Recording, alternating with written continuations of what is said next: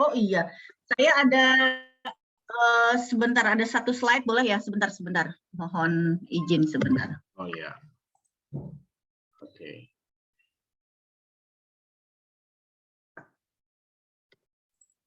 Kelupaan sebentar.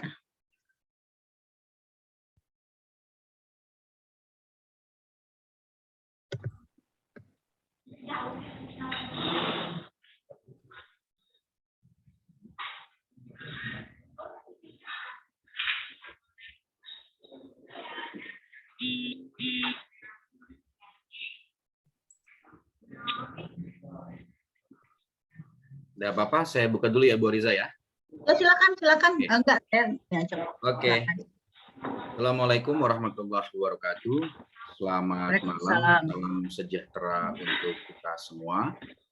Senang sekali pada malam hari ini saya Imam Ratioso kembali bertemu dengan para sahabat semua, Bapak Ibu. Terima kasih telah memenuhi undangan kami di acara reguler kita Imam Ratioso Zoom Discussion yang diadakan setiap Rabu malam. Ya, seperti biasa, Zoom ini akan mengajak kita semua untuk berdiskusi, berbagi pengalaman, berbagi pengetahuan tentang tema-tema yang sedang menjadi pembicaraan maupun tema-tema yang berkenaan dengan kesehatan mental kita, tentang parenting, tentang leadership, ya, tentang apapun lah yang sekiranya itu akan bermanfaat buat kehidupan kita, terutama di masa pandemi ini ya. Pada malam hari ini kita akan membawakan tema berdiskusi tentang flexing ya. Flexing sempat ramai viral beberapa minggu terakhir ya. Sebuah fenomena di mana ada sejumlah artis dadakan ya, artis dadakan yang tiba-tiba saja menjadi crazy rich ya. Kita tidak tahu bagaimana latar belakangnya, apa jenis usahanya. Tiba-tiba sudah memiliki kekayaan yang melimpah, kemudian di kanal-kanal mereka di media sosial, di YouTube itu menampilkan bagaimana mereka menunjukkan aksinya gitu ya, menunjukkan kekayaannya ya. Nah, ini tentu menarik karena ujung dari apa yang mereka tampilkan itu berakhir di penjara gitu ya, menjadi kasus kriminal begitu. Dan ternyata banyak korban di sana ya, karena apa yang mereka tawarkan berkaitan dengan keuangan, berkaitan dengan investasi bodong. Karenanya kita akan melihat fenomena flexing ini dan fenomena investasi bodong ini dari dua perspektif, yaitu dari perspektif psikologi dan dari perspektif ilmu keuangan itu sendiri.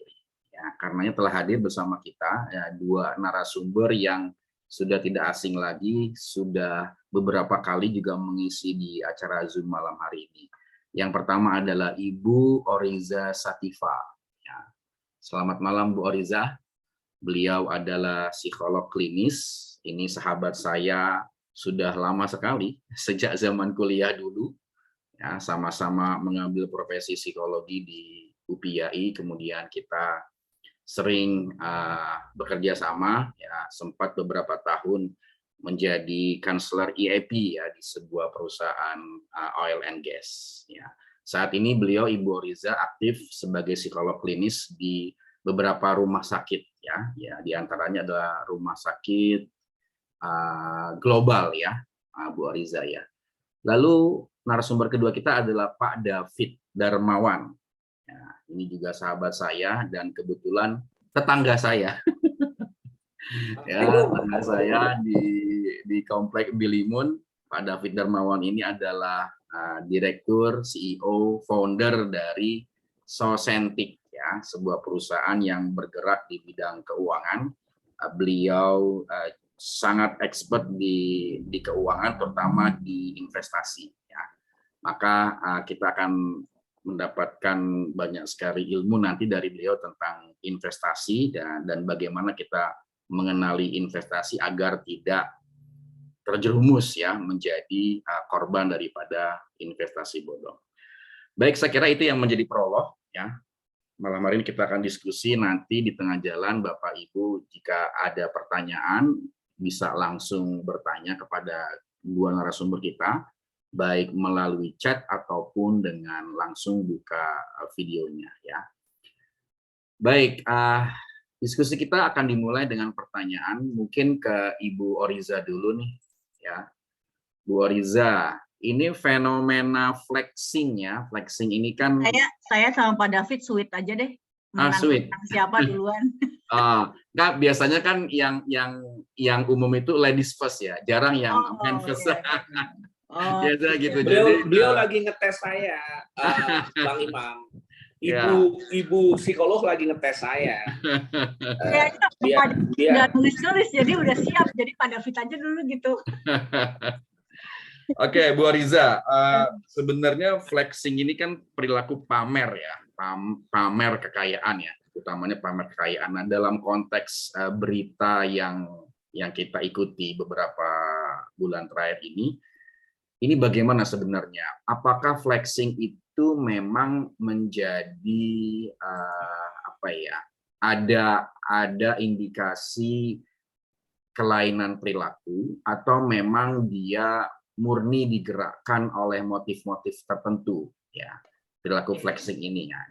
Mungkin dalam konteks berita yang viral ini tentu berbeda ya, antara flexing yang ditujukan untuk investasi dengan flexing yang murni memang seseorang itu memang suka pamer gitu kan.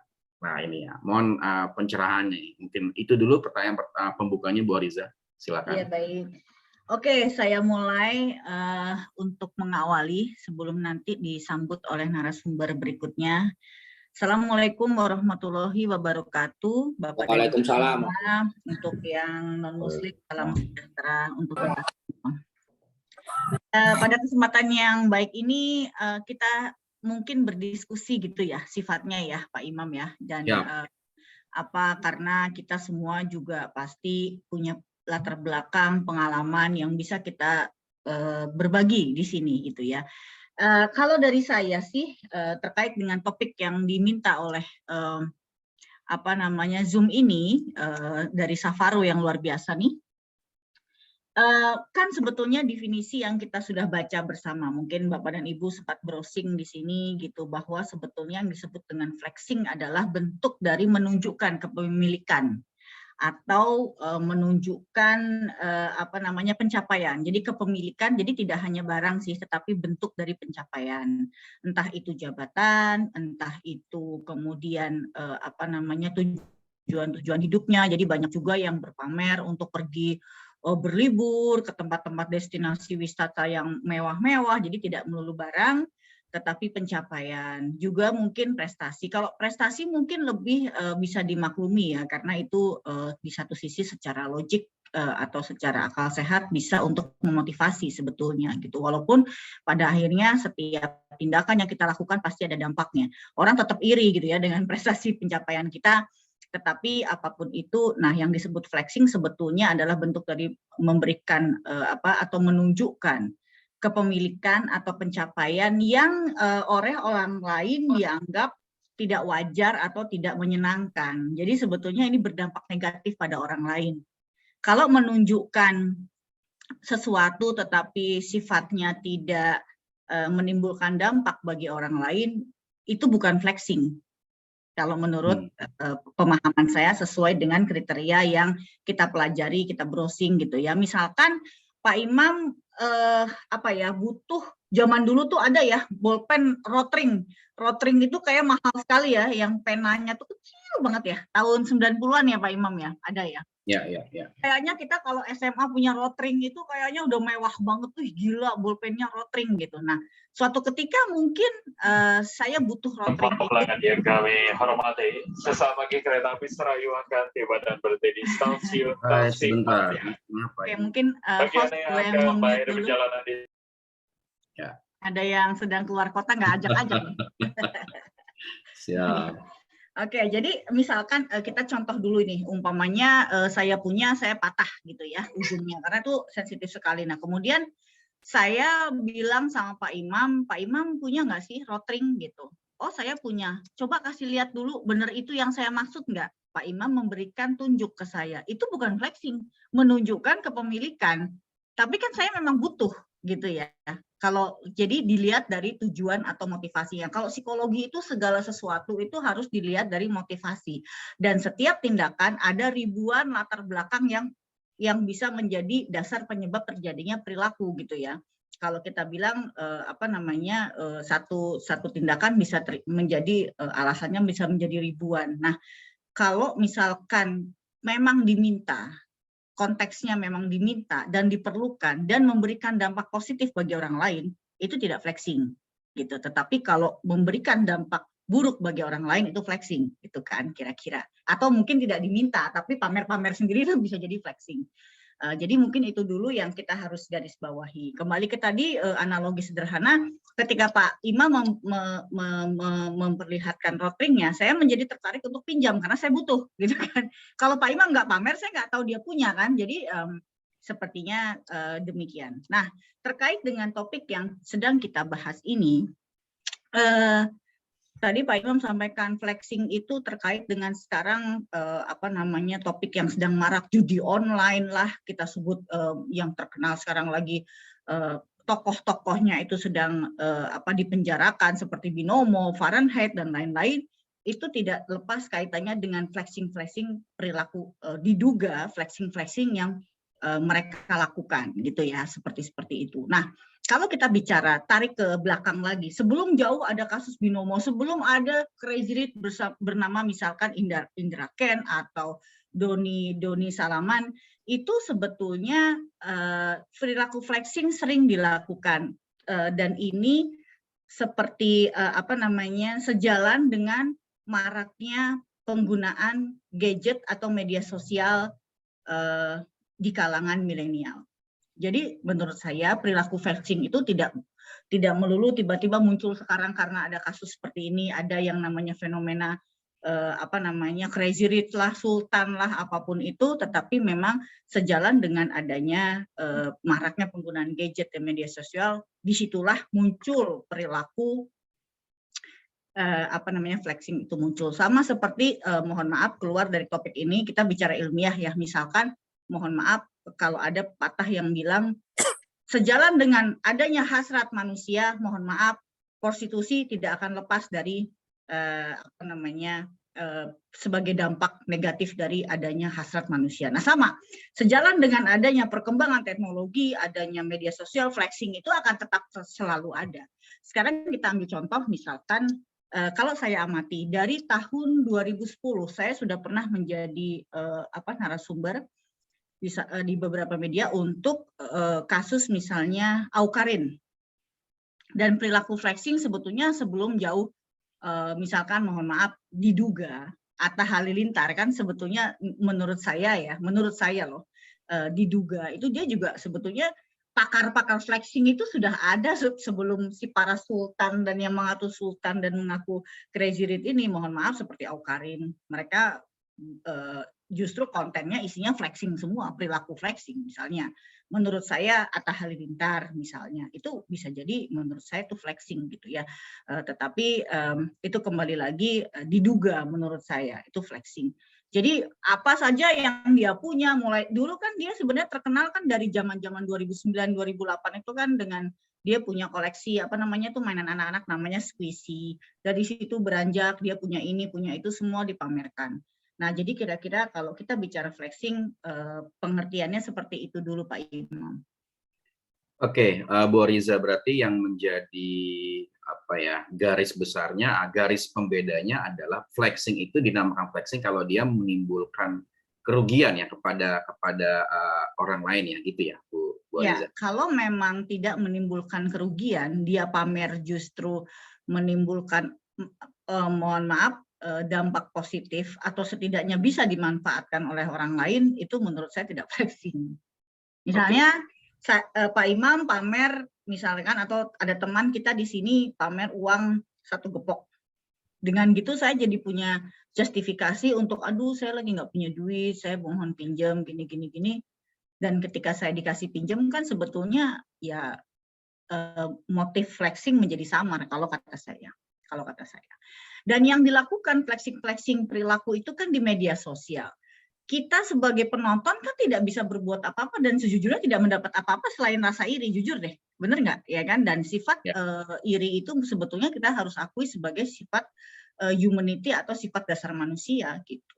Jadi ketika menimbulkan dampak negatif yaitu iri, ya itulah yang kita sebut dengan flexing. Jadi tadi pencapaian atau penunjukan kepemilikan atau pencapaian prestasi dengan cara yang dianggap orang lain tidak menyenangkan, ya itu tadi karena menimbulkan iri, menimbulkan rasa dan lain-lain. Oke, terima kasih Bu Oriza. Kita ke Pak David ya. Pak David tadi sudah disampaikan dari perspektif psikologi bahwa flexing itu adalah perilaku pamer kekayaan dan itu berdampak kepada kerugian ya. Dari fenomena DS ya IK ini kan jelas kerugiannya, ada orang kemudian terbujuk ya.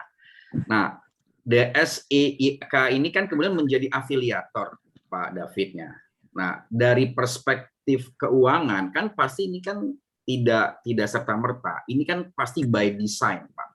Ya, bahwa orang-orang yang kita sebut tadi ini kan hanya pion-pion yang dimana mereka menjadi afiliator, mereka menjadi marketing dari produk-produk tersebut kan. Nah, ini fenomena ini nih sebenarnya dalam industri keuangan, tata kelola keuangan ini sebenarnya seperti apa ya? Dari mana asalnya sehingga mereka bisa bertumbuh dan begitu cepat dan relatif mudah diterima, terutama oleh masyarakat kita ya, gitu ya. Sehingga tipuan demi tipuan terjadi. Nah, itu Pak David, silakan. Ya, terima kasih Abang Guru atas ini luar biasa ya.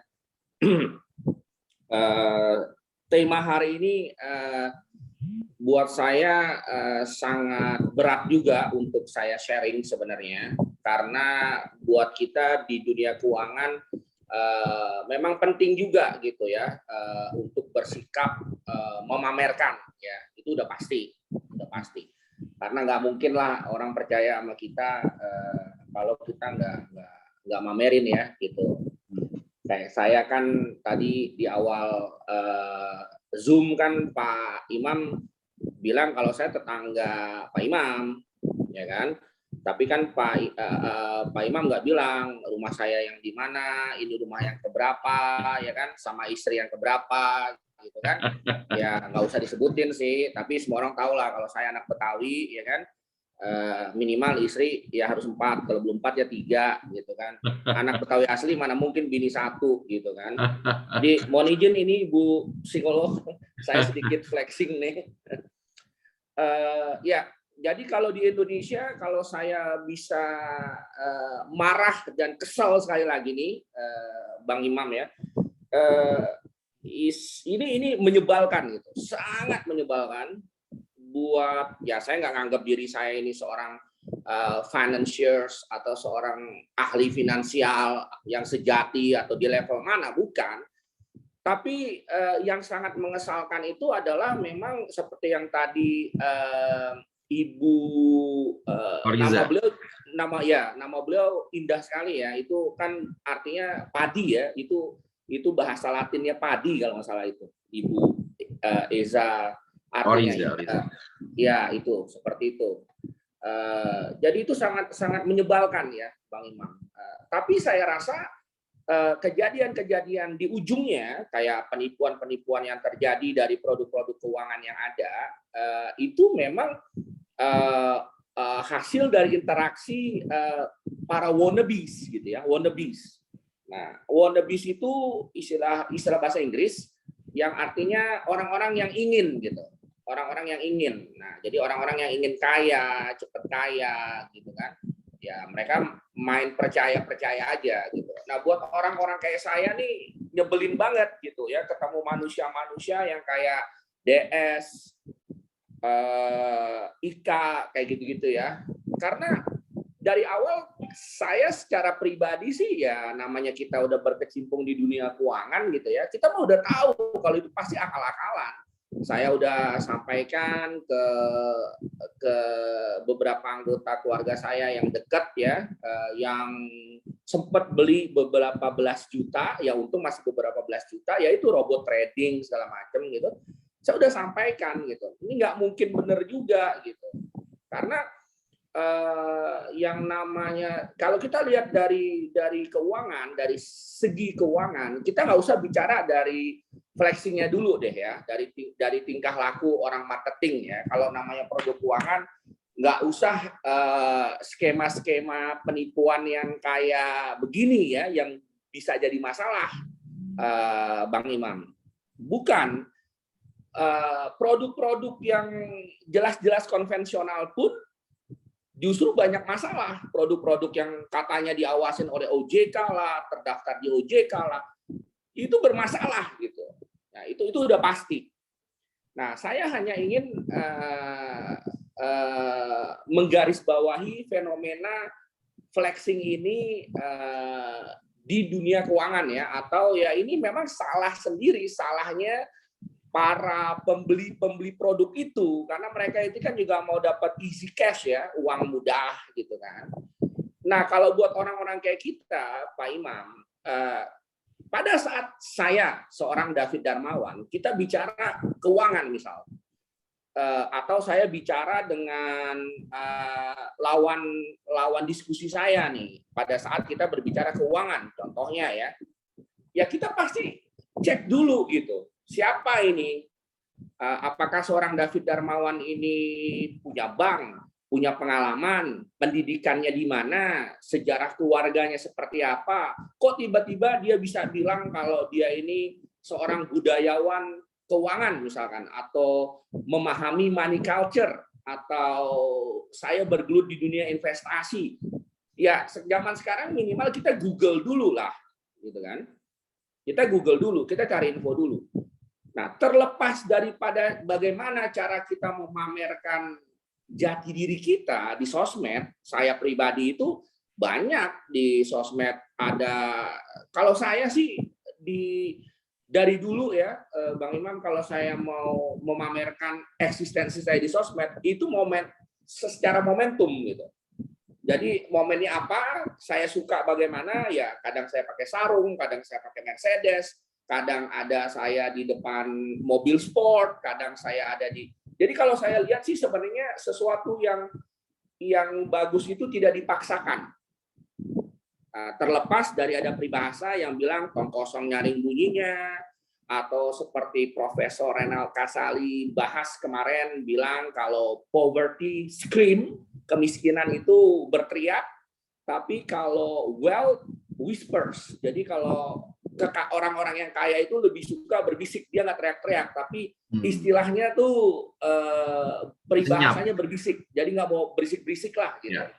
Nah, tapi terlepas daripada tong kosong nyaring bunyinya, poverty screams, wealth whispers gitu ya, tetap ada ego kita masing-masing gitu. Nah, ini sangat bagus ada Ibu Eza yang bisa membahas semua ini secara detail, secara klinis, mental. Sebelum dan ini yang terjadi fenomena ini. Jadi bagaimana secara marketing pihak-pihak yang dikontak oleh pemilik produk-produk yang awalnya abu-abu, tapi emang udah jelas-jelas itu produk hitam di dunia keuangan, tapi ya mengundang keinginan orang yang ngebelinya juga. Sebenarnya ada juga sebagian yang tahu kalau itu skema Ponzi atau mungkin main percaya aja. Justru kalau ada produk seperti itu, kalau kita invest sedikit-sedikit, kita malah jadi untung gitu. Biasanya kan afiliator itu kan dia bikin kita tertarik gitu. Jadi kalau kita invest $50, $500, $1.000, itu biasanya kita dikasih menang itu, Bang Imam. Dikasih menang gitu. Awal-awal saya mau bikin beberapa akun $500 gitu biar saya dikasih menang, udah menang saya langsung tarik gitu. Bisa aja sih. Cuman males lah ya. Itu itu bukan tujuan saya. Jadi kalau dilihat dari segi keuangannya, ya mungkin nanti kita bisa lebih ke tanya jawab. Tapi saya ingin menggarisbawahi saja. Tadi Ibu dokter psikolog kita sudah menyampaikan, memang perilaku-perilaku itu ada, tapi sekali lagi, Bang Imam, kalau kita di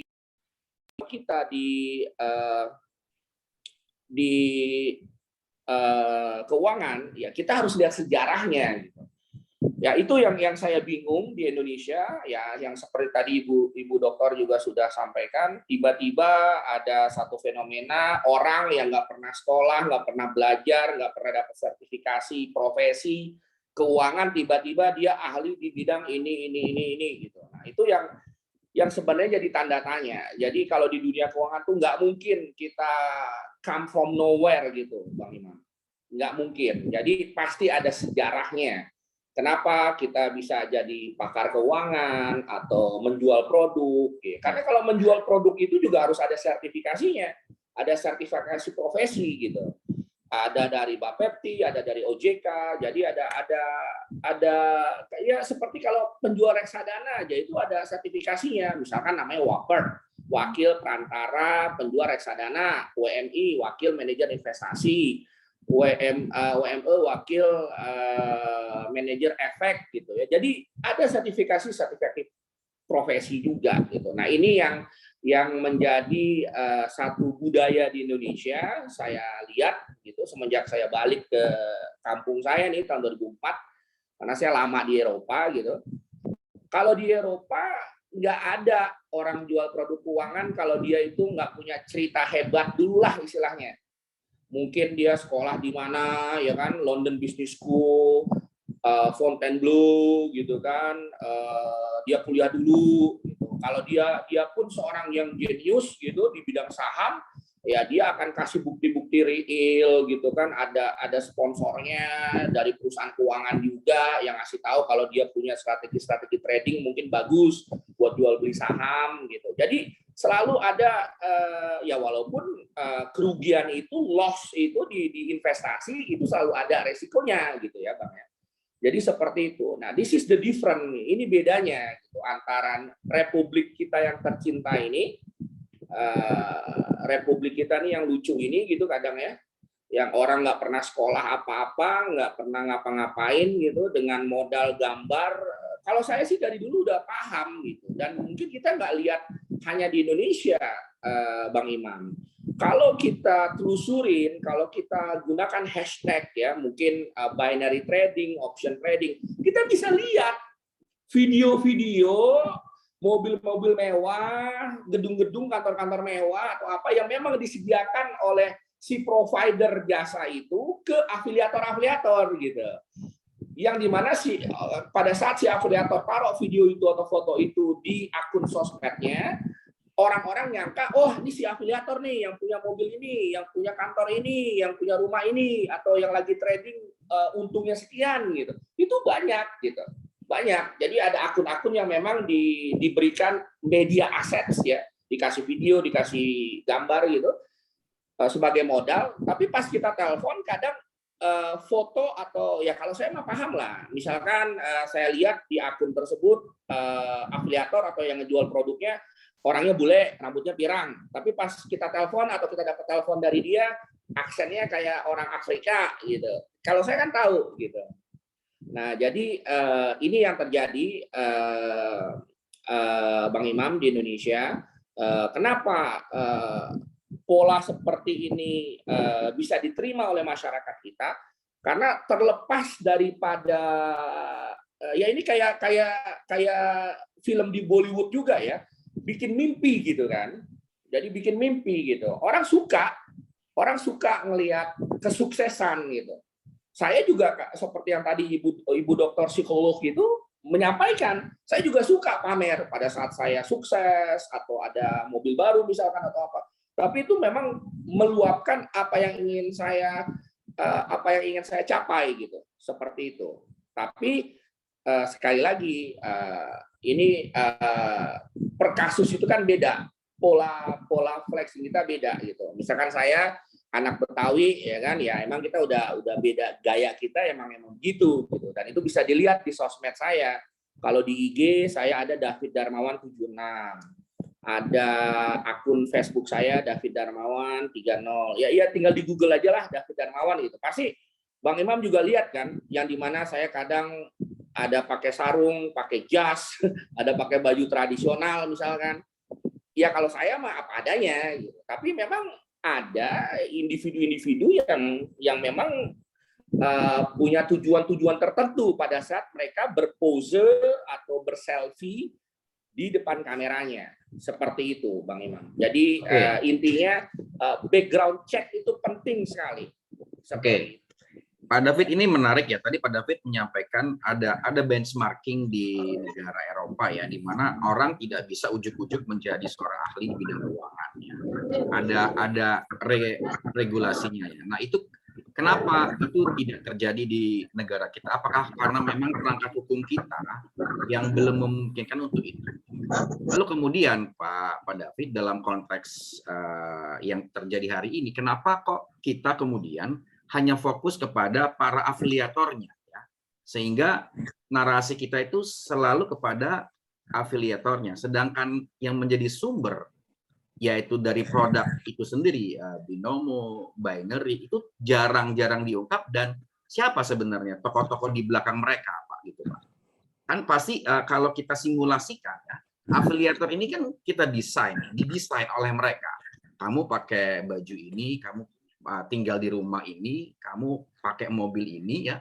Mungkin itu semua mungkin pinjaman mungkin ya, settingan mungkin gitu kan. Kamu bicara ini, kamu beli ini, kita syuting kan begitu kan. Sehingga rakyat, netizen terbius ya. Nah ini kenapa kok yang behind the scene-nya ini nggak diungkap ya, istilahnya kan mereka the real penjahatnya kan gitu ya. Nah itu gimana itu Pak David?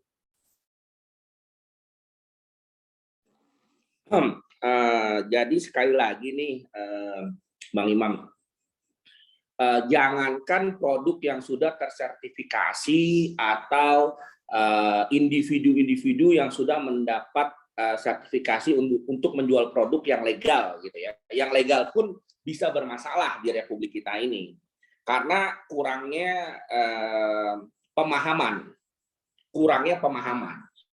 Jadi financial literacy kita, melek finansial kita ini kurang. Pertama, kedua, orang-orang kita itu maunya untung aja gitu kan, dan yang menjual produk juga skemanya juga selalu skema konvensional, jadi ya returnnya juga sebenarnya segitu-gitu aja, tapi menjanjikan banyak hal gitu ya. Jadi saya bicara dari segi produk. Jadi dari awal sebenarnya yang jadi problem itu sebenarnya otoritas kita sebenarnya. Yang dari awal memang seperti melakukan pembiaran. Nah ini yang bikin saya pusing juga gitu loh Bang. Kenapa? Karena kadang-kadang kalau udah kebakaran kita nih kayak firefighternya gitu, pemadam kebakarannya. Reaktif terus ya. Ya dan ya nggak apa-apa sih, karena banyak institusi-institusi atau perusahaan-perusahaan yang membayar mahal saya gitu ya untuk melakukan audit ya, audit finansial, audit IT gitu. Saya melakukan banyak audit-audit yang istilahnya kita kerja sebulan gitu, nggak nyampe, bahkan cuma 3 minggu, tapi bayarannya itu bisa 9 digit gitu ya. Ya kenapa? Ya karena at the end ya ujung-ujungnya nanti kasus ini kan ada aspek perdatanya dan pidananya gitu. Belum lagi nanti dari sisi korban bagaimana asetnya nanti akan dikembalikan gitu. Artinya ya saya sih nggak mau dibilang menari di atas penderitaan orang gitu ya. Tapi ini banyak kami lakukan gitu loh Bang, dan menyebalkan juga gitu, kasusnya kadang itu aja, begitu lagi gitu kan. Jadi pada saat kami melakukan audit yang sudah pasti finansial, audit forensik finansial, IT gitu ya. Apalagi kalau kita lihat dari segi IT-nya, ya kalau saya sih dari awal mah udah paham, ya mana ada yang namanya robot trading gitu ngasih untung sekian bla bla bla. Dari segi servernya aja kita bisa tahu. Jadi kalau di Jakarta di Bursa Efek itu semua trader-trader atau pialang efek itu mereka harus terkoneksi ke sistem jual beli saham real time yang online, itu namanya JATS, JATS, Jakarta Automated Trading System kalau nggak salah namanya itu. Karena sekarang saya lebih banyak jual beli saham lewat platform yang di luar negeri gitu. Jadi mau nggak mau interface website itu atau produk-produk itu pada saat kita trading itu harus terkoneksi ke satu sistem, ke core system, yang dimana core system itu terkoneksi ke automated trading systemnya di exchange itu, di bursa itu gitu. Nah, ya kalau dibilang robot trading itu kan dia itu sistemnya itu udah terkoneksi secara langsung dong. Artinya udah automated kan, udah otomatis gitu. Kita nggak usah kendaliin lagi, udah ada algoritma, perintah-perintah, komen-komen gitu kan. Ini yang bikin saya, mohon maaf ya, GILA juga kadang, kok orang percaya aja gitu kan. Kita kan tinggal kita trace road lah. Misalkan robot tradingnya namanya ABC. Nah, kita tinggal cek doang nih, server ABC ada di mana. Kita punya akun servernya di mana. Nah, kalau kita tracing, kita nih yang orang IT, kita bisa nge-trace itu. IP-nya di mana, URL-nya di mana. Kita bisa lihat open network-nya itu, jaringan ini dia terkoneksi nggak di bursa gitu. Atau gimana? Kan bisa kelihatan itu. Ya kan, kalau misalkan yang paling mudah kita misalkan kita pakai sistem A di komputer kita, sistem operasional kita Windows gitu. Nah kan di Windows cuma tinggal dilihat aja network configuration, show all networks gitu. Kelihatan kita punya sistem ini, komputernya terkoneksi kemana aja gitu kan. Nah ini kadang yang bikin saya kesel gitu. Saya bilang, saya udah ngomong berkali-kali ke saudara saya kemana, ini nggak mungkin, mana ada namanya robot trading otomatis begitu. Ada sistem yang dimana kita ngikutin sebagai followers, kita punya good traders lah, itu ada namanya tuh Zulu Trade dulu ada, saya nggak tahu sekarang masih ada atau enggak. Dulu ada sistem yang namanya quantum trading, nah itu langsung tuh per second bisa jual beli secara arbitrase gitu. Jadi secara komputasi, secara elektronik, ada algoritma yang menganalisa saham PT mana yang tiba-tiba akan turun di detik ke depannya, dalam detik yang kurang dari detik yang ke depannya itu kita langsung jual atau langsung beli. Nah, dari situ kita ambil marginnya, itu namanya quantum trading. Nah, itu luar biasa untungnya kalau emang kita bisa lakukan, tapi tetap aja servernya terkoneksi ke automated trading system dari exchange itu. Gitu, kalau memang harus dianalisa lebih dalam lagi secara teknis gitu, Bang Imam, seperti itu. Dan temuannya adalah lemahnya literasi keuangan kita ya, sehingga kita mudah terperdaya. Kemudian ini nih naluri dasar kita yang maunya untung terus, padahal itu skema itu boleh dibilang mustahil ya dalam skema keuangan ya. Ini mungkin yang menjadi PR buat kita semua nih. Jangan maunya untung terus dalam semua platform keuangan ya. Baik, saya ke Bu Oriza dulu. Bu Oriza, ini perilaku flexing ini kan dipertontonkan di media sosial ya, Bu Oriza ya, sehingga skalanya menjadi sedemikian masif ya, diliput oleh YouTube, diliput oleh media mainstream, dan orang kemudian menyaksikan gitu ya. Nah, sebenarnya apa sih yang sedang terjadi pada orang-orang yang kemudian terperdaya, dia melihat, kemudian dia ikut apa yang disampaikan oleh afiliator itu? Sebenarnya fenomena kejiwaan apa nih yang sedang dialami oleh para korban itu, Bu Ariza? Sebenarnya sebelum kita bicara mengenai nasib-nasib dan dinamika psikologis si korban, ada baiknya kita bicara si pelaku dulu nih, si pelaku flexing. Pada umumnya ya, pada umumnya kok tadi Pak David udah jelasin dalam konteks yang lebih spesifik ya, dan saya juga jadi ikut belajar nih, oh gini gitu ya.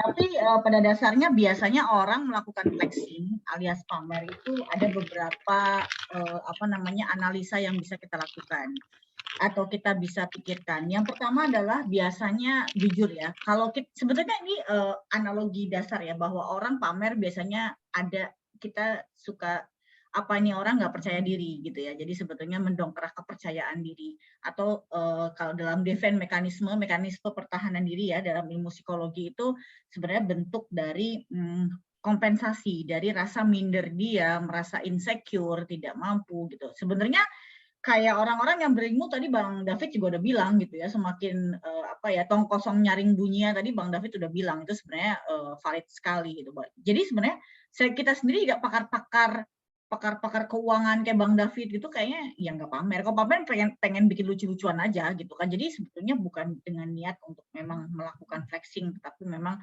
ada konteksnya pengen lucuan atau apa. Ada gitu profesor gitu, pakar-pakar IT, pakar keuangan gitu, dia flexing kayaknya enggak gitu. Jadi sebenarnya justru yang harus kita waspadai pelaku-pelaku pamer ini biasanya mungkin ada rasa ketidakpercayaan diri gitu. Misalnya ada YouTuber atau influencer yang kita tahu ya, misalnya si AHA itu gitu ya, yang sekarang sudah berkeluarga dan hidup bahagia. Mungkin dia juga secara pendidikan mohon maaf gitu kan, juga ya mereka mungkin tidak terlalu kuat, tetapi ya mereka hidup dan menjadi besar, menjadi sukses, menjadi punya banyak uang ya atas dasar konten-konten yang justru dia lakukan, atas dasar flexing-flexing yang dia lakukan kan gitu. Jadi makin banyak follower, viewers, terus kemudian jadi mendatangkan uang dan akhirnya menjadi berjaya di situ. Dan itu sayangnya dipelajari dan menjadi di-copying, menjadi ditiru oleh masyarakat kita. Tadi Pak David sudah sampaikan, ini sebenarnya masyarakat kita tuh lemah dalam melakukan analisa, lemah dalam melakukan literasi. Itu udah valid sekali. Kebetulan saya Pak David kemarin itu sempat ikut program literasi digital dari Kemenkominfo juga 6 bulan. Jadi kita sebenarnya terlepas dari apapun, kalau yang di Kemenkominfo itu kan untuk memberantas hoax. Kita tuh sering salah baca, jadi salah mengerti, sesat berpikir.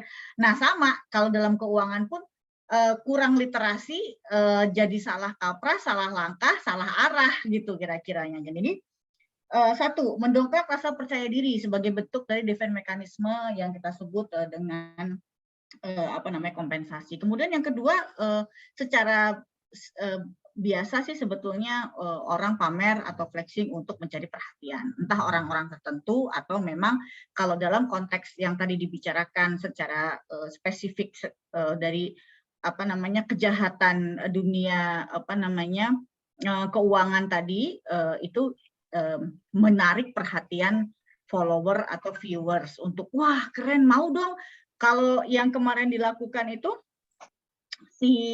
tadi yang disebut tadi seperti DS gitu ya, misalnya IKA tadi sepatu 200 juta, saya nonton sendiri tuh sampai karena Pak Imam bilang tolong dong yuk kita diskusi tentang flexing, saya jadi browsing 2 orang ini gitu, dan seru banget, saya jadi wow gitu ya, sepatu sepatu Keds 200 juta dia buka, tapi wah gini doang dia banting, terus ada efek suaranya wow gitu kan, dan itu sebenarnya dramatis, dan itu sebenarnya untuk menarik perhatian orang gitu ya, bahwa wah gila nih gitu dan lain sebagainya. 200 juta sepatu Keds hanya dibanting begitu saja dan lain sebagainya. Kemudian yang ketiga adalah untuk kemungkinan ada masalah kepribadian Pak Imam, dan kita sendiri tahu gitu ya, teori dasarnya adalah suatu penyimpangan perilaku biasanya didasari oleh adanya masalah kepribadian, entah itu apa. Kalau kita bicara flexing, kemungkinan besarnya adalah pelaku-pelaku ini memiliki kalau enggak kepribadian histrionik. Histrionik itu apa sih? Ini ngomong susah banget gitu ya psikolog. Gitu, histrionik type personality. Jadi tipe kepribadian histrionik. Jadi ini siapa yang manggil siapa? Lanjut ya. Jadi kepribadian histerionik jadi suka melebih-lebihkan, suka akan perhatian, suka akan dramatisasi. Kalau bahasa gampangnya itu bahasa anak sekarang queen of drama itu sebenarnya tipe kepribadian histerionik. Mungkin boleh di browsing ya. Nah ini bagian dari literasi psikologi nih. Coba histerionik itu apa? Kemudian yang kedua adalah biasanya kepribadiannya narsistik.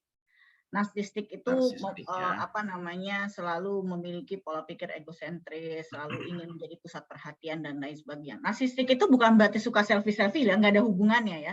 Narsistik adalah selalu berpaku bahwa semua yang terjadi ada kaitannya dengan dia, erat kaitannya dengan dia, termasuk bahwa ingin menjadi pusat perhatian, menjadi dambaan itu juga salah satu pertimbangan kita. Kemudian adanya tekanan-tekanan sosial. Banyak orang-orang yang akhirnya berpamer kesuksesan, ujung-ujungnya saya trauma, selalu didiskreditkan, selalu di underestimate oleh orang lain. Saya menjadi kaum marginal, bisa jadi itu yang menjadi suatu bentuk karena adanya tekanan-tekanan di masa lalu.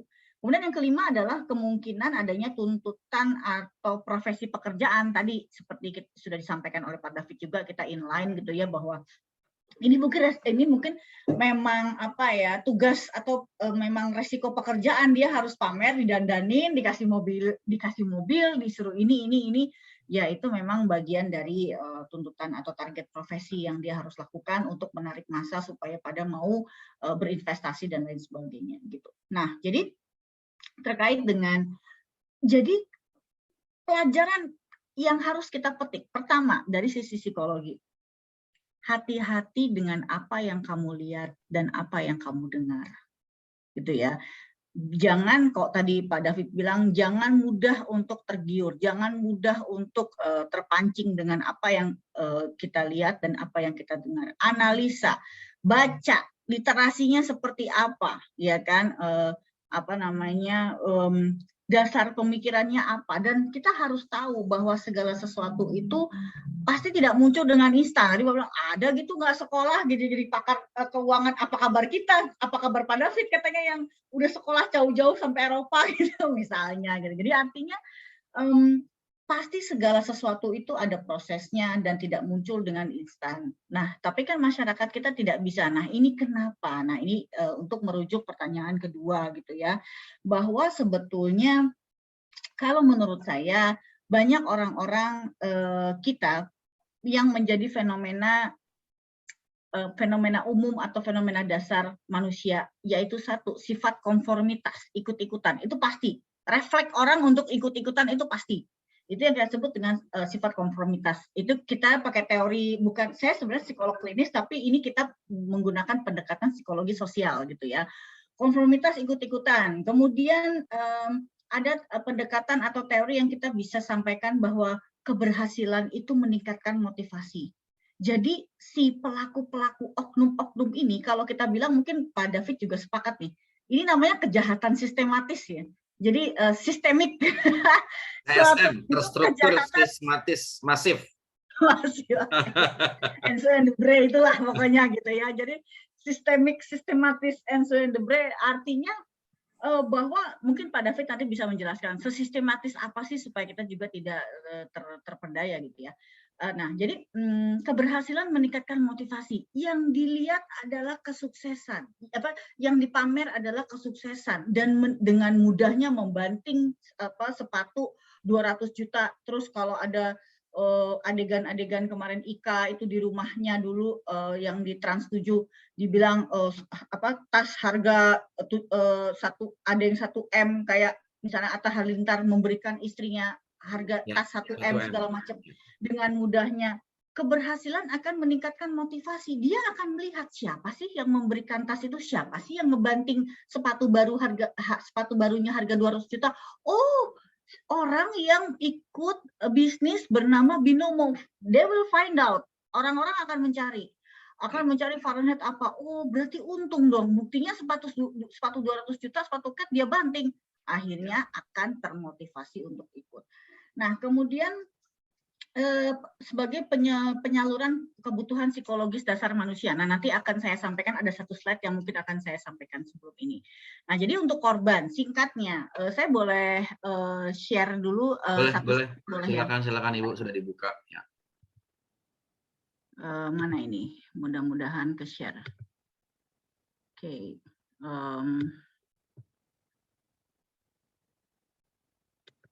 Apakah sudah terlihat? Yang mana Bu? Yang lifespan ya Bu ya? Ada Ya, Bu? jadi Oke. di sini Bapak dan Ibu kita bisa lihat di sini dinamika apa namanya lifespan usia anak-anak ya. Kita kalau bicara milenial nih, karena korbannya ini yang kita khawatirkan adalah milenial. Kalaupun bapak-bapak pengen ikutan kayaknya juga udah nggak sempet gitu ya, banyak delaynya karena bapak-bapak mungkin punya tugas, punya tanggung jawab ya kan, dia digaji oleh, yang kita khawatirkan adalah anak-anak ini nih, generasi muda. Kita harus tahu Bapak dan Ibu, sebenarnya kebutuhan dasar yang harus Bapak dan Ibu tahu, kebetulan juga di rumah punya anak-anak. Jadi bahwa batasan WHO itu bahwa usia anak-anak adalah 0 sampai 18 tahun. Masalahnya kita ala-ala orang Indonesia Raya, ala-ala orang Asia, biasanya yang disebut dengan anak-anak adalah umur berapapun asal dia belum menikah dan masih tinggal di rumah, itu biasanya disebut anak-anak kan. Nikahnya berumur 26, 27 gitu ya, mungkin selama sebelum itu ya tetap dianggap anak-anak misalnya. Nah, kita lihat di sini usia anak 2-10 tahun, kebutuhan psikologis dasarnya adalah apa? Prososial, pertemanan, menyukai tokoh atau karakter yang dia anggap sukses, dia anggap keren. Nah, makanya kenapa ada, coba Bapak Ibu mungkin dari 1 juta atau sekian juta followernya Atta Halilintar, itu mostly anak-anak umur segini loh. Kebutuhan untuk menyukai tokoh yang dianggap hebat, keren gitu ya, punya segalanya, dan kebutuhan untuk prososial, berteman dan lain sebagainya. Dalam berteman biasanya ada perilaku-perilaku flexing. Nah, ini juga yang dimanfaatkan oleh tadi si pelaku kejahatan keuangan tadi. Kemudian pubertas, pencarian jati diri dan eksistensi ini. Nah, pada hal-hal semacam ini, makanya ketika kalau nanti saya punya barang-barang seperti dia, saya akan mempermudah dan mempersukses proses-proses identifikasi, pencarian jati diri dan eksistensi saya. Belum lagi pada usia remaja untuk narsis ya kan. Waduh keren dong kalau saya punya sepatu 200 juta itu. Saya bisa bikin konten sendiri, saya bisa terkenal sendiri dan lain sebagainya. Nah, kemudian terjadi juga orang-orang yang mau ikut bisnis-bisnis seperti ini, ya kan, robot trading seperti ini, karena mungkin anak-anak usia 25 atau 30 atau maksimal mungkin usia 40, mereka-mereka di mana sedang krisis dalam karirnya, apakah sudah benar karir saya, kok gajinya segini-segini aja, kok karirnya begini-begini aja, kok teman-teman saya sudah ada yang sukses, sudah ada yang jadi manajer, sudah ada yang punya usaha dan sukses dan lain sebagainya. Nah, tadi seperti sudah disampaikan oleh Pak David, orang Indonesia tuh mau enaknya aja, mau cepatnya aja gitu kan. Nah, jadi ini yang memancing posisinya secara psikologis mereka sudah rapuh. Karena quarter life crisis, krisis usia seperempat abad, mungkin browsingnya nanti ya. Ada keraguan, ketidakpercayaan diri, kemudian tidak yakin akan masa depannya, tidak yakin dengan apa yang sudah dijalani, bahkan tidak yakin dengan tujuan hidupnya. Ketika hal semacam ini dipertontonkan perilaku-perilaku flexing, udah deh empuk. Itu seperti spons untuk cuci piring, kena air udah nyerap langsung. Kurang lebih sih seperti itu kalau analisa saya. Jadi apa yang harus dilakukan agar tidak, kalau dari sisi psikologi ya, misalnya supaya tidak terjebak dalam perilaku-perilaku semacam ini, kalau kata saya, ini boleh terus atau lanjut ke Pak David nih? Oke.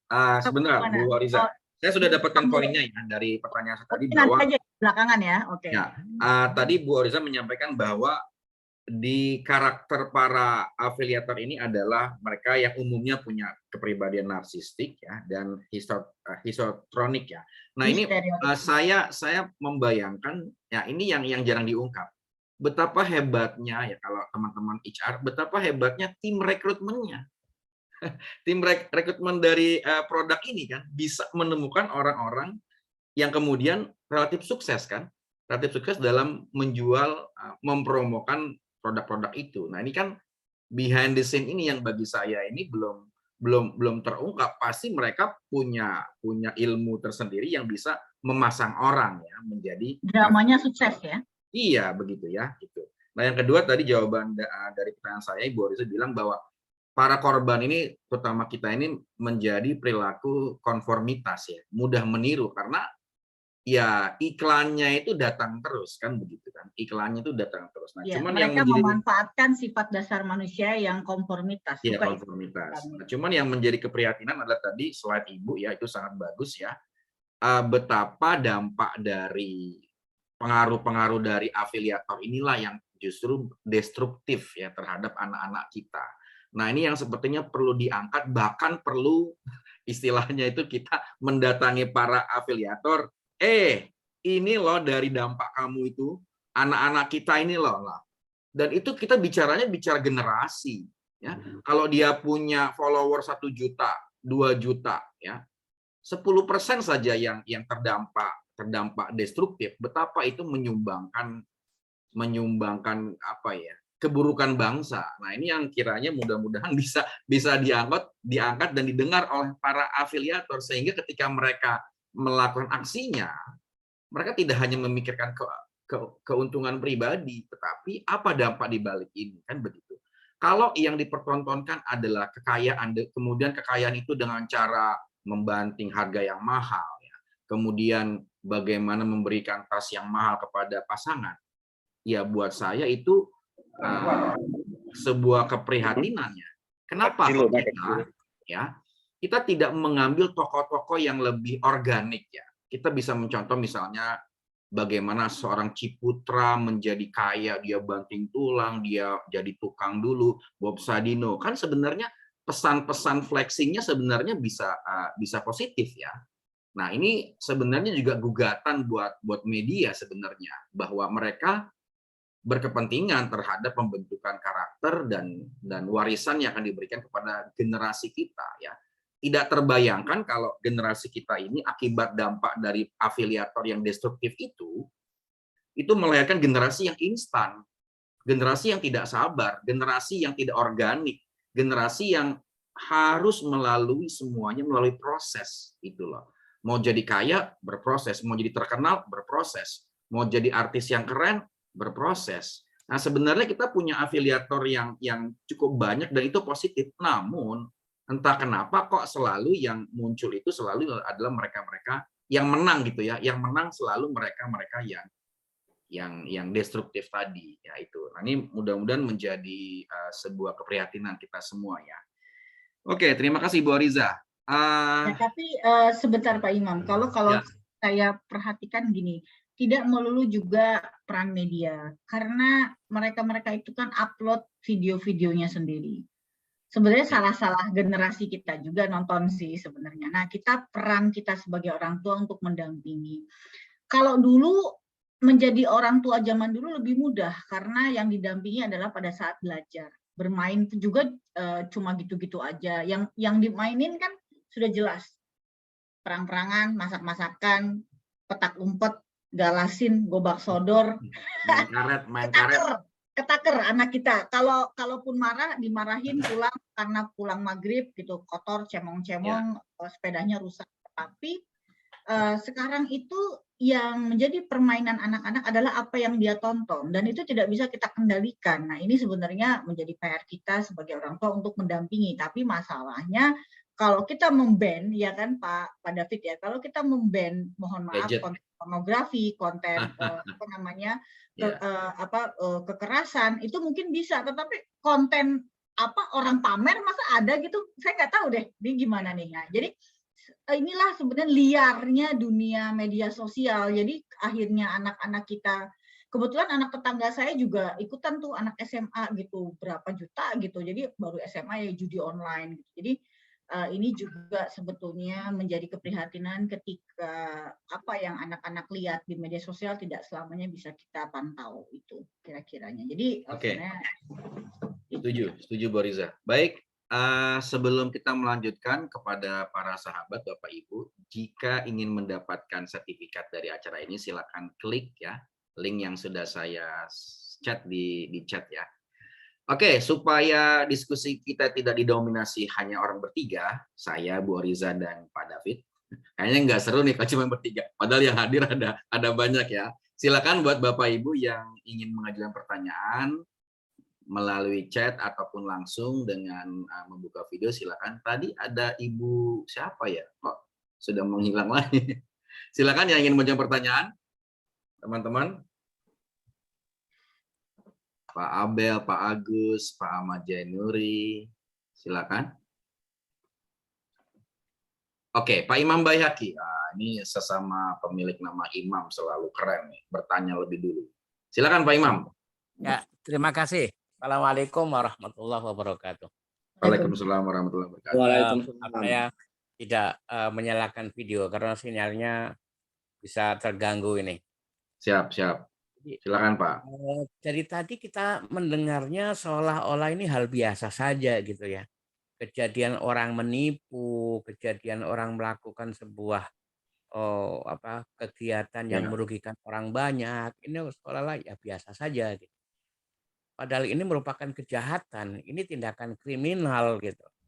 Dan orang yang melakukan tindakan kriminal seperti ini, itu tentu latar belakangnya adalah sikap atau perilaku korup ya.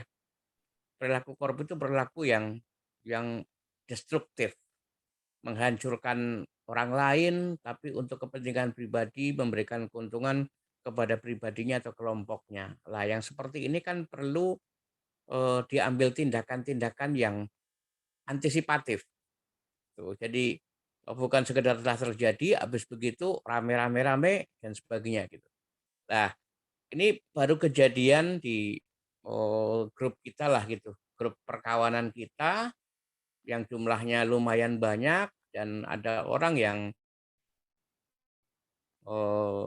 dalam status sosialnya itu sudah menggunakan gelar doktor dan gelar doktornya itu dokter bidang ekonomi Islam. Tetapi ya begitu, dia mendeklarasikan diri bahwa dengan ikut kegiatan ini itu akan sukses dan kegiatan ini bukan kegiatan yang akan mati mendadak, tapi kegiatan yang akan terus hidup gitu. Dan korban-korbannya itu sudah banyak sekali, kalau dihitung mungkin ya miliaran lah gitu. Dan yang paling menyedihkan di antara korban-korban inilah kawan-kawan dekat yang sudah mungkin puluhan tahun berkawan. Yang kedua, di samping puluhan tahun berkawan, orang-orang yang menjadi korban rata-rata itu orang yang secara ekonomi itu bukan pemilik kekayaan. Artinya secara ekonomi mungkin kalau di garisnya 50 ke bawah gitu ya, itu pada posisi 40. Gitu. Jadi cukup aja enggak. Jadi kalau kita katakan ada istilah fakir dan miskin, kalau menurut Imam Syafi'i ini termasuk ya miskin sekali gitu. Miskin sekali. Nah, yang seperti ini kok bisa terjadi dan yang saya pandang bahwa itu kesalahan orang yang memberikan informasi ini atau merayu ini itu setiap saat itu dengan begitu yakinnya itu menyatakan bahwa ini adalah sebuah upaya untuk menjadi sukses.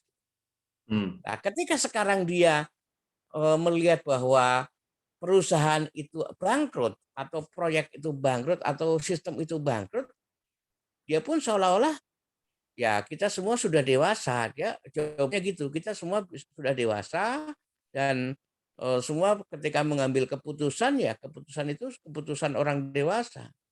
Karena ini adalah permainan orang dewasa. Begitu. Artinya bahwa jangankan anak kecil yang mereka berusaha untuk mendapatkan perhatian, ini orang-orang besar, orang tua pun juga berupaya untuk mendapatkan seperti itu. Kalau saya melihat sih begini ya, orang-orang kaya, ya, semakin dia kaya, maka semakin miskin kepedulian sosialnya. Jadi orang kaya, itu ketika dia makin kaya, makin miskin kepedulian sosialnya.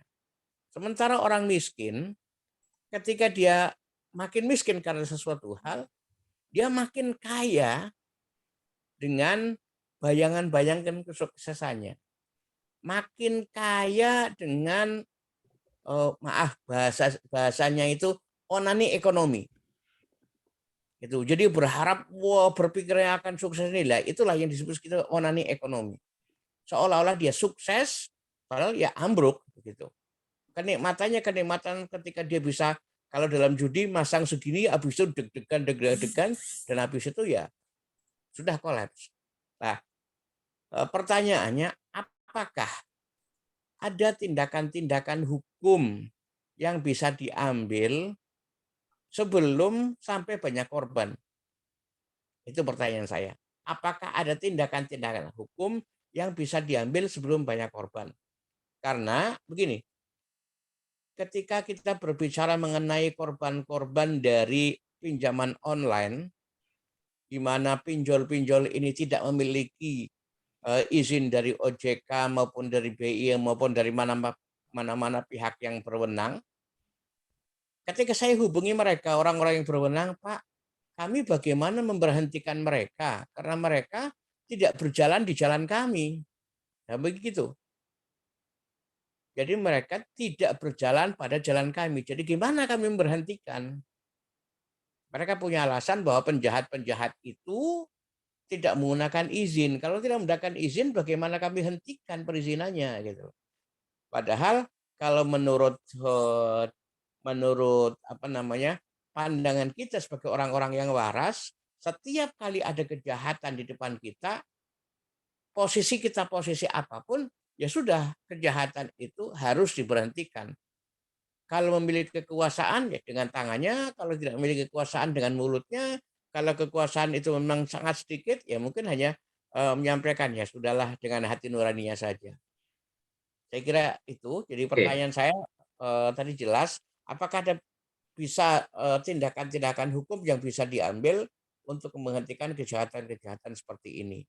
Karena ini kejahatan yang betul-betul sangat masif.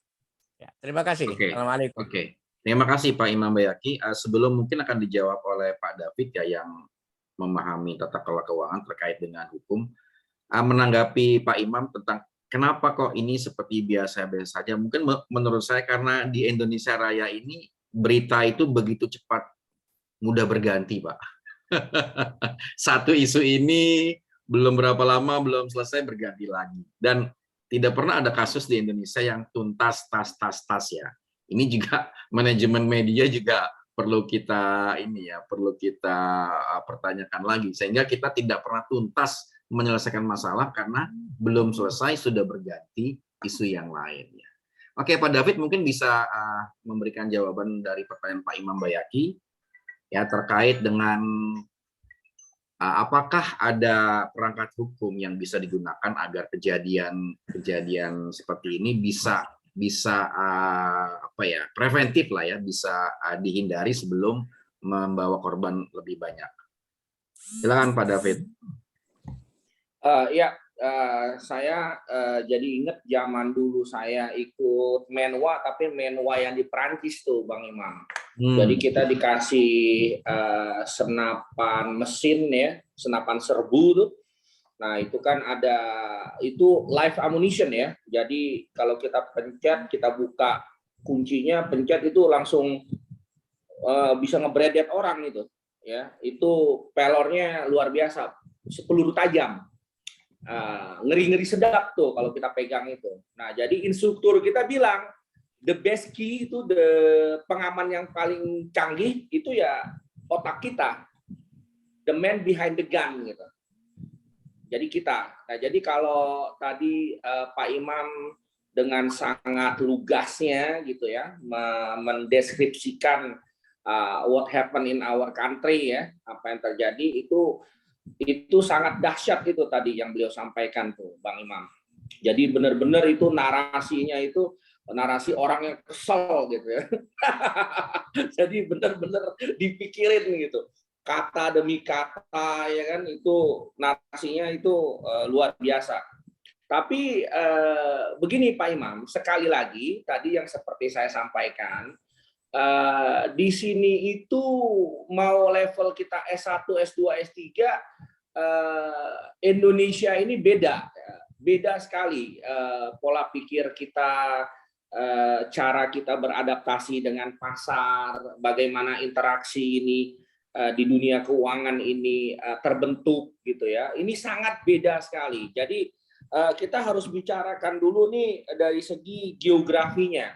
Karena penipuan-penipuan keuangan yang terjadi di Indonesia sendiri itu bisa ditindaklanjuti sebenarnya setelah ada laporan sebenarnya. Jadi pada saat ada laporan itu masuk ke, nanti masuknya biasanya kalau nggak ke Undang-Undang ITE dari segi transaksi elektronik, ditambah lagi dari segi 372 penggelapan atau 378 itu penipuan. Nah kebetulan saya juga banyak menangani kasus-kasus seperti itu antara perusahaan-perusahaan yang besar. Kenapa saya sampaikan seperti itu? Karena yang namanya penggelapan dana atau penipuan di Indonesia itu beda-beda tipis, Pak. Beda-beda tipis. Seperti yang tadi baru Bapak sampaikan, contohnya orang investasi dibujuk rayu, ya kan? Nah, pada saat kita gagal, semuanya nangis atau menyalahkan. Di satu sisi benar juga, orang yang ngerayu investor ini, ya kita udah dewasa dong, ya, kita kan investasi. Saya nggak menjanjikan gimana. Nah itu tergantung lagi, karena sebagai seorang Muslim, apalagi beliau yang mempunyai predikat S3 ya, doktor di bidang. Kalau saya pernah punya kasus, saya pernah menangani satu perusahaan syariah gitu, itu dewan komisarisnya nggak usah titelnya S3 ya, itu udah doktor dan hafiz ya. Kalau saya baca Al-Quran kadang masih mikir-mikir ini idham biguna atau apa gitu, wah pusing saya tajwid gitu. Di gimana ini, aduh pusing. Ini beliau tuh kalau udah ngebaca udah syekh gitu ya. Tapi ya jebol juga perusahaannya gitu, kacau ya. Saya nggak usah sebutin siapalah, karena saya udah teken kontrak kerahasiaan lah istilahnya gitu ya. Nah, yang terjadi seperti itu Pak Imam. Jadi di satu sisi kitanya kurang melek finansial, dan juga di Indonesia ini dari segi penegakan hukum itu kita nggak bisa melakukan tindakan-tindakan yang preventif. Kalau ada korban, ada laporan, ada LP, baru bisa dikondisikan. Jadi tidak ada tindakan-tindakan preventif. Seperti itulah undang-undang pidana kita. Tapi kalau dari segi sosial, mungkin nanti Ibu Eza bisa menggambarkan apakah mungkin ada hukuman-hukuman sosialnya. Ya, saya kasih contoh aja. Ada beberapa senior-senior saya tuh kadang sering nanya sama saya, Fit, ini gua ada ini nih, saya ada ini Fit. Ada penawaran pendanaan, tapi harus bayar sekian, begini, dokumennya jelas. Saya bilang, aduh kalau itu mah gampang aja Pak. Kalau memang ada pendanaan, ada surat kredit berdokumen luar negeri, atau ada yang namanya letter of credit, ya dibawa aja ke banknya, tanya sama orang banknya gitu kan, simple gitu loh. Nah sekali lagi Pak Imam, yang terjadi di dunia keuangan di Indonesia itu, contoh simpel lah, ini individu dia nggak punya akun prioritas, contoh ya, dia nggak ada rekening prioritas di bank, dia nggak ada kartu kredit platinum gitu, atau gold atau apa gitu, tapi dia tiba-tiba ngomong, ini saya ada pendanaan nih, saya ada fasilitas bank gitu. Lah saya kalau orang keuangan bilang, ya ini gimana ceritanya gitu, seorang pebisnis tapi di banknya itu yang kalau kita punya deposito 500 juta atau 1 M, kita udah dikasih fasilitas yang luar biasa istilahnya. Bisa meeting di banknya, bisa nanya produk-produk gitu ya. Nah, itu yang terjadi di Indonesia, Pak Imam. Dan tindakan ini ya seperti yang tadi Abang Guru kita sampaikan, ini sudah terstruktur, masif gitu kan, dan sudah luar biasa kesebar gitu ya. Nah, ini yang jadi masalah. Nah, cuman saya lihat di kasus terakhir nih, Binomo dan dengan IKA, dengan DS segala macam, nih kayaknya akan ada kerjasama lintas batas, jadi transborder, lintas batas gitu. Nah, kalau saya sebagai seorang yang biasa praktisi ya, saya bukan pakar lah, saya mah biasa-biasa aja. Kalau dibilang pakar investasi atau keuangan, mas saya belum ke level itulah, nggak ada, ibaratnya nggak ada sekukunya lah saya ya, semata kakinya lah.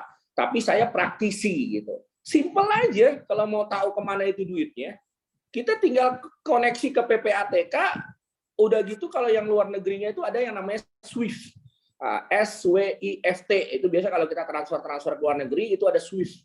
Nah, SWIFT itulah yang memiliki informasi data IBAN, jadi International Banking Identification Number. Itu jelas-jelas itu ketahuan kemana itu dananya.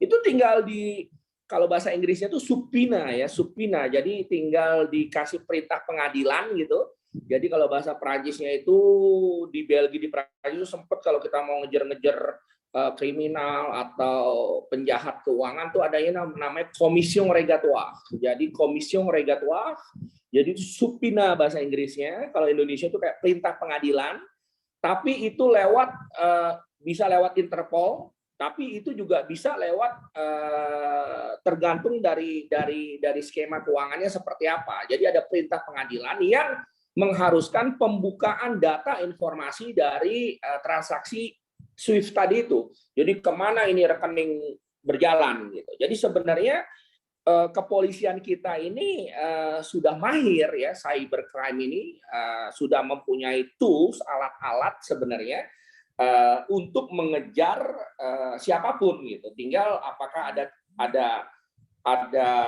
proses atau kemampuan atau ada perintah lah ya ke sana. Tapi kepolisian kita saya bisa dibilang sih yang paling canggih gitu ya, walaupun kadang bertele-tele. Saya nggak mau masuk ke ranah politik, tapi tidak ada satupun kepolisian di dunia ini yang bisa nangkep koruptor dan lain-lain setelah sekian tahun gitu ya, bahkan menemukan persembunyiannya gitu. Jarang-jarang saya tahu gitu. Jadi kita juga nggak bisa ngejelek-jelekin kepolisian Republik ini gitu. Itu luar biasa prestasinya gitu. Nah, sekarang lagi kalau Pak Imam menyampaikan, saya pernah sangat bangga kepada salah satu menteri Kemeninfo kita. Waktu itu Pak Tifatul Sembiring ya, karena beliau berhasil ngeblok, ya tadi Ibu Eza juga menyampaikan nih, kita sebagai orang tua susah juga nih ngurusin anak-anak kita. Saya apalagi takut banget gitu ya, makanya saya selalu ada fitur-fitur setting-settingan tuh yang untuk children ya, untuk child gitu, di iPad anak saya, di komputer, di YouTube gitu, karena video-video yang ditayangkan kan itu udah luar biasa ya. Jadi Pak Tifatul sendiri kan waktu itu berhasil memblokir situs-situs porno ya, seperti itu. Nah sekarang yang terjadi adalah dan ada beberapa situs-situs yang sebenarnya itu bagus buat investasi, tapi juga diblokir karena sifatnya judi gitu. Nah, memang platform seperti Binomo, Fahrenheit dan lain-lain, mereka ini menumpangi platform yang lain gitu, Pak Imam. Jadi sebenarnya pihak yang berwajib itu bisa langsung menindak ya, walaupun sebelum ada laporan, karena kebanyakan mereka ini menumpangi NIB, nomor induk berusaha dari PT biasa misalkan, atau yang NIB-nya itu untuk manajemen biasa, tapi mereka melakukan kegiatan pengelolaan dana misalkan, yang kemudian mereka sebenarnya harus ada izin dari OJK. Nah, sebenarnya sesuai dengan Undang-Undang PT nomor 40 tahun 2007 itu sudah jelas. Yang namanya perseroan terbatas itu kriteria dari nomor induk perusahaannya itu apa aja, izinnya seperti apa. Nah itu yang sebenarnya kita harus melek juga. Karena seperti yang tadi Pak Imam sampaikan, di saat kita terkena bujuk rayuan atau marketing ya, karena yang namanya flexing ini di dunia keuangan itu justru kita harus handal, harus jago banget. pamer gitu ya, agar investor masuk gitu. Nah, ini terlepas lagi daripada skema-skema flexing itu, tapi secara undang-undang PT di saat kita ini menjadi pemegang saham, itu tidak bisa dikategorikan sebagai tindakan penipuan atau bujuk rayu atau penggelapan dana sesuai dengan Kitab Undang Pidana pasal 372 atau 378, karena biasanya aktor-aktor atau oknum-oknum dan ini juga beda tipis ya Pak Imam ya, karena ada pengusaha-pengusaha yang benar-benar berusaha gitu ya, tapi karena si investor ini mau banget duitnya balik gitu, yang tadinya memang di ranah investasi, yang tadi sebenarnya ranah perdata, itu dipidanakan gitu. Itu ada juga gitu loh Pak. Jadi memang di Republik ini perlu ada satu satgas sebenarnya, mungkin sudah ada tapi saya nggak tahu kerjanya seperti apa, tapi ya kita sudah harus berterima kasih lah ya dengan adanya kasus-kasus ini. Pihak cybercrime juga kan akan melakukan yang namanya kerjasama lintas negara ini gitu Pak Imam. Jadi kalau saya rasa yang Pak Imam tadi sampaikan kayak onani ekonomi atau menikmati proses juga atau apa, saya rasa itu kembali lagi ke ketidaktahuan kita sebagai investor. Jadi memang kita tidak bisa menyebutkan fenomena yang terjadi adalah merupakan satu onani ekonomi, bukan, tapi yang terjadi ya itu memang sudah mendarah daging di budaya kita sebagai orang Indonesia yang hidup di Republik kita ini. Kita ini tidak diberikan, jadi di Indonesia ini ya banyak yang tidak melek finansial, itu salah satu permasalahannya. Jadi tidak ada pengetahuan. Jadi seperti yang tadi Ibu Psikolog sampaikan, bacanya juga salah kayak gitu kan, lihatnya juga salah, dengar konten jadi salah baca, jadi sesat berpikir. Belum lagi kita punya ego, ya kan. Jadi banyak hal-hal yang kita sendiri tidak menghormati kekurangan kita gitu Pak. Jadi makanya kita ini bisa jadi mangsa gitu, dimangsa oleh predator-predator yang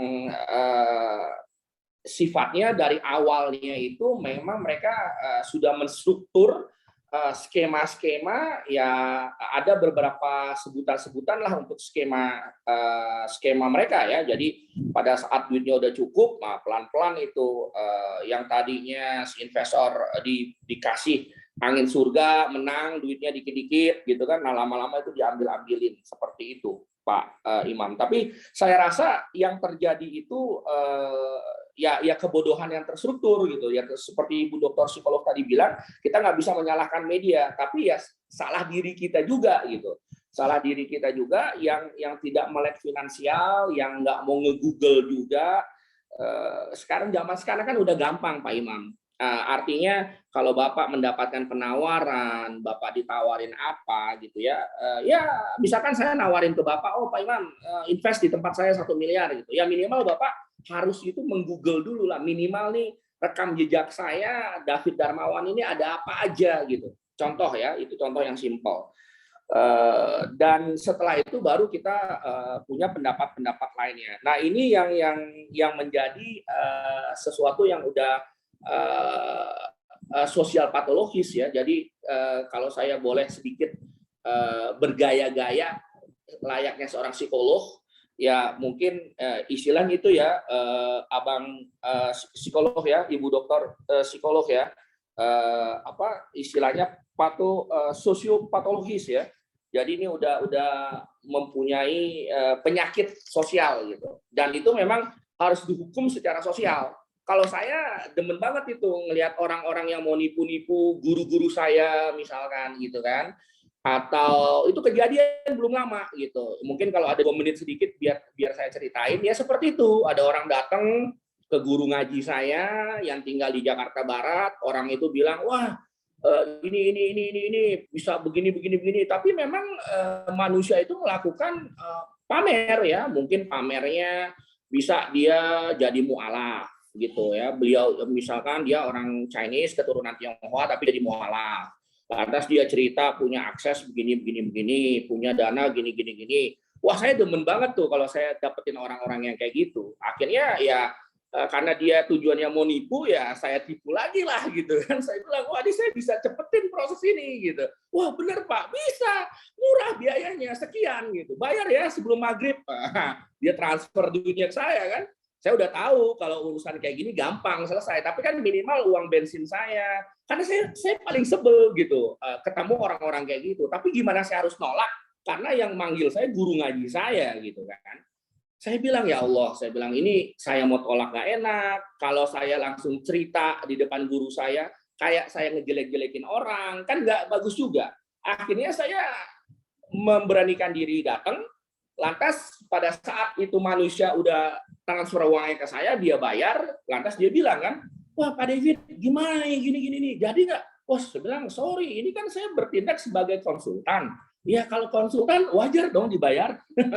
Tapi ya saya tahu manusia ini dia tujuannya mau menipu guru ngaji saya gitu. Karena kita ini orang Betawi walaupun nggak banyak duit, ya kadang-kadang ya ada beberapa guru-guru ngaji saya yang punya tanahnya lumayan, rumahnya di samping mall, yang harganya itu luar biasa gitu kan. Nah itu yang menurut saya Pak Imam secara sosial harus kita hukum gitu, intinya seperti itu. Jadi dia harus dikasih efek jerah lah seperti itu. Karena hal-hal kayak gini banyak gitu, banyak banget. Dan semakin kita berbisnis, saya rasa hal-hal seperti ini banyak. Ada yang ngaku-ngaku kenal inilah, kenal itulah, apalagi sekarang zamannya sosmed, apalagi foto-foto bisa diedit ya. Nah, kalau yang kita lihat ini kan masih mending tuh, mereka videonya video mereka sendiri gitu. Kalau ini kan ada yang edit foto, edit video. Jadi memang pertama adalah kita harus melek finansial dan belajar juga. Jangan kita kayak kerbau dicocok hidungnya gitu. Seperti itu sih sebenarnya Pak. Terima kasih Bang Imam, saya udah ngomong panjang lebar. Jadi kembali ke ini ya, kemampuan literasi keuangan kita ya, melek finansial dan bersikap kritis ya terhadap apapun tawaran yang harus. Lalu perlunya mekanisme sanksi sosial ya, yang menimbulkan efek jerah yang cukup kuat kepada para pelaku-pelaku kejahatan finansial tersebut ya. Iya. Oke, ada lagi pertanyaan dari siapa ini yang rise up? Ibu Aida Turunis ya, Ibu apa Bapak nih? Silakan. Bu Aida atau Pak Aida silakan. Di unmute.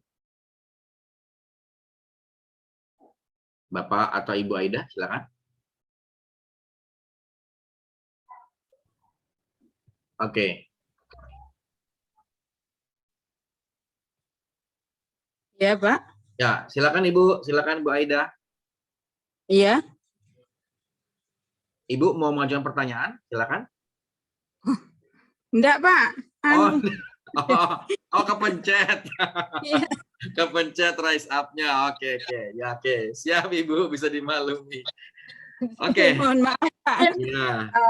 Pak Imam, saya mungkin mau coba memberikan benang merah yang mungkin sedikit bisa memberikan solusi dari diskusi kita ya. Oke, silakan. Karena Pak David, saya kemudian tadi dilengkapi dengan pertanyaannya Pak Imam tadi gitu, Pak Imam penanya bukan Pak Imam moderator ya. Bahwa sebetulnya akar dari semuanya untuk bisa mencegah, untuk bisa menanggulangi, kalau kata saya satu kata kuncinya, value atau nilai hidup, bahwa kita hidup itu harus punya nyawa.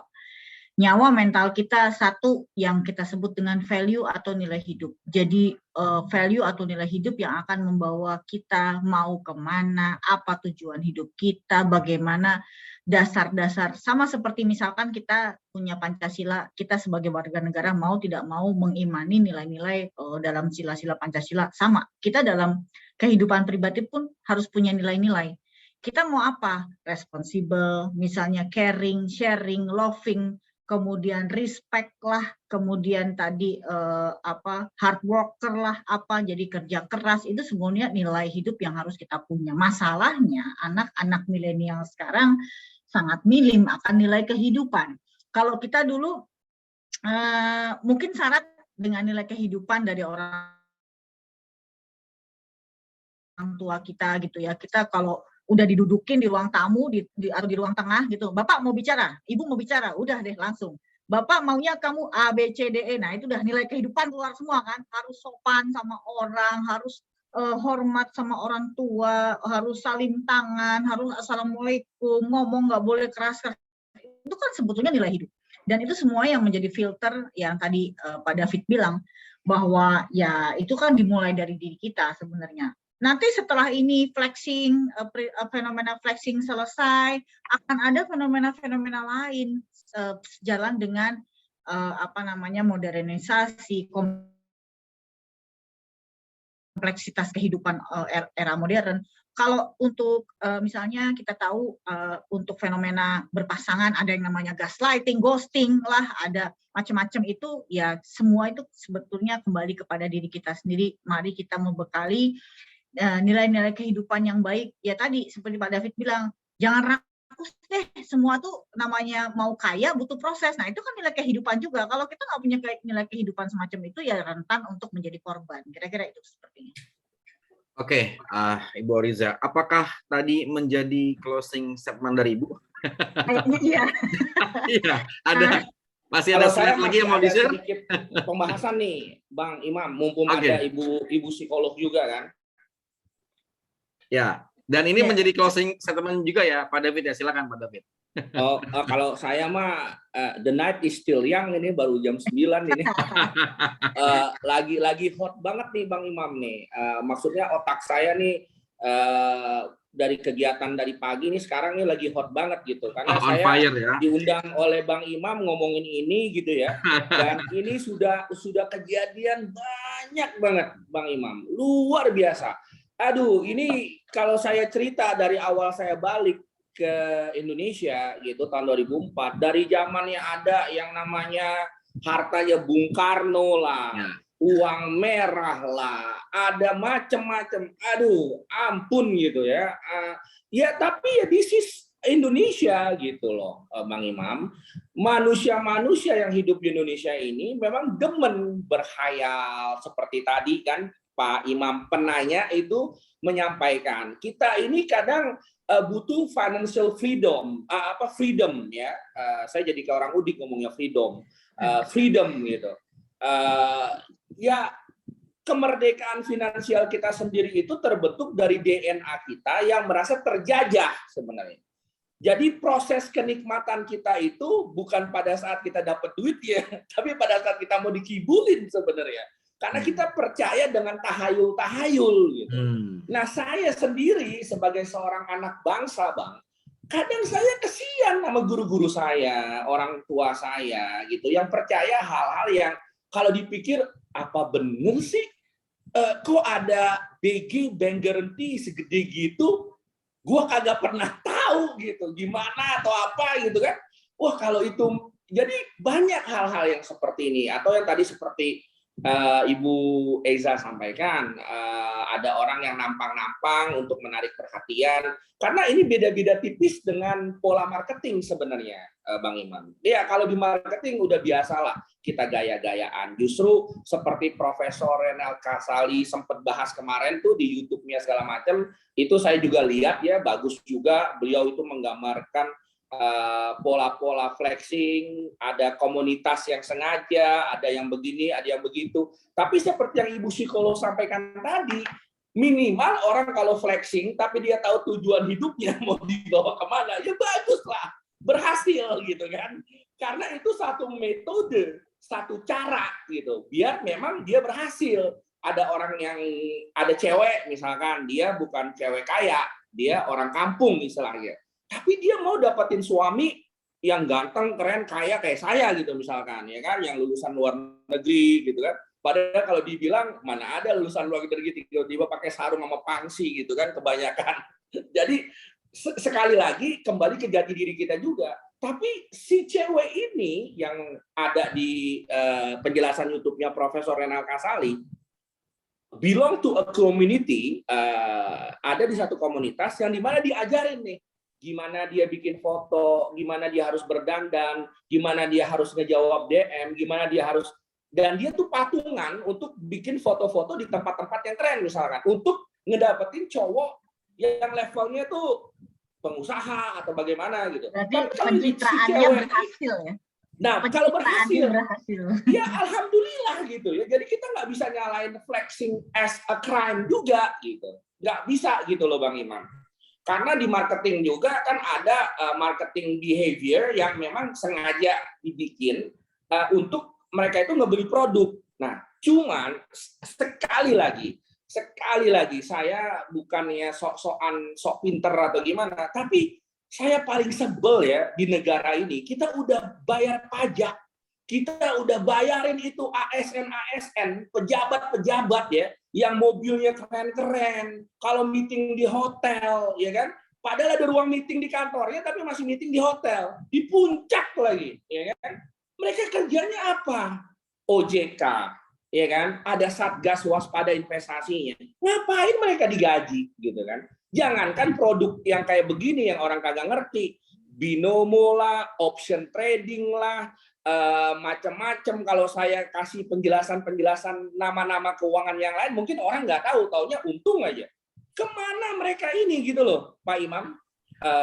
Kemana nih petugas-petugas kita, aparatur-aparatur kita yang dibayar oleh uang pajak kita, kemana gitu? Mana otorita-otorita kita gitu?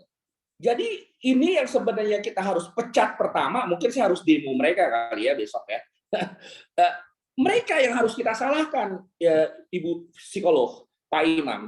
Mereka, karena mereka dibayar untuk ngelihat gitu. Apa nih, ada apa gitu. Mereka nggak bergerak apa-apa gitu. Mereka itu ibarat pemadam kebakaran yang datang itu setelah telat.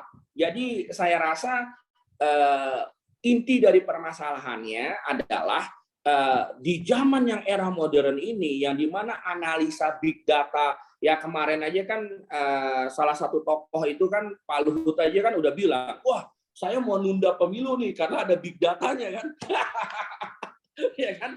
Nah, kenapa kok dengan alat-alat dari BSN, Badan Siber dan Sandi Negara, kenapa nggak bisa mengamankan data-data yang ada gitu? Kenapa cuma ngeblok situs porno doang? Tapi situs-situs investasi ilegal harus diblok dari dini, itu yang kedua. Ketiga, pesan-pesan WhatsApp.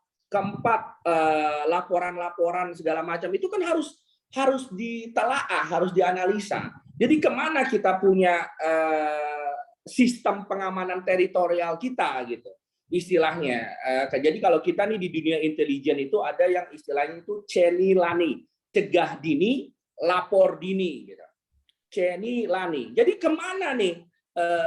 Kalau di teritorial itu kan ada dari Babinsa, dari Kamtibmas ada di level Babin Kamtibmas. Sama di investasi juga gitu. Sebenarnya ini sangat mudah gitu. Harus ada alarm-alarm, trigger-trigger yang dimana OJK khususnya Otorita Jasa Keuangan gitu kan, yang budgetnya luar biasa gitu, itu kerjanya apa gitu loh Bang. Nah ini mereka nih yang jadi tanggung jawab utama sebenarnya mereka kalau saya bilang, karena selama mereka ini tidak bisa tempur di lapangan atau terjun langsung di lapangan, ini akan ada korban-korban lagi. Dan menurut saya ini seperti sesuatu yang disengaja gitu. Jadi memang disengaja agar ada orang-orang yang bodoh itu menjadi bodoh, orang yang miskin tambah miskin, yang bodoh tambah bodoh, istilahnya begitu. Jadi di atas ini memang ada sponsornya nih Bang Imam, menurut saya. Ya. Agar terjadi hal-hal seperti ini. Jadi ini salah satu pendapat saya dan closing statement saya kalau diizinkan, namanya kita anak Betawi itu pakai sedikit pantun ya kan. Di atas daratan ada gunung, di atas gunung ada langit. Buat kita semua yang cinta dengan melek finansial jangan pada bingung karena SK kita udah turun dari langit. Kalau ada kesalahan itu milik kami, kesempurnaan hanya milik Allah. Ihdinas siratal mustaqim. Wassalamualaikum warahmatullahi wabarakatuh. Waalaikumsalam warahmatullahi Saya harus pantun juga nih. Boleh Bu Psikolog. Kadang bolehlah kita menumpang mandi. Terusin Pak Imam. Ya, Betawi punya gaya nih Pak David nih. Setelah kita berjumpa kembali, oke? Ya. Oke, makasih semuanya Pak David, Ibu Riza, kepada sahabat-sahabat semua yang masih bertahan hingga akhir acara kita ya. Kesimpulannya adalah bahwa kita mesti mengembalikan kembali, meneguhkan lagi jati diri kita ya, terutama dalam menyelamatkan anak-anak kita agar tidak mudah tergoda oleh rayuan-rayuan yang dipertontonkan di media sosial ya. Yang kedua, kita masih punya PR bagaimana terus belajar ya tentang literasi keuangan, bersikap kritis, dan harus mau cari tahu sumber-sumber dari semua penawaran yang datang kepada kita ya.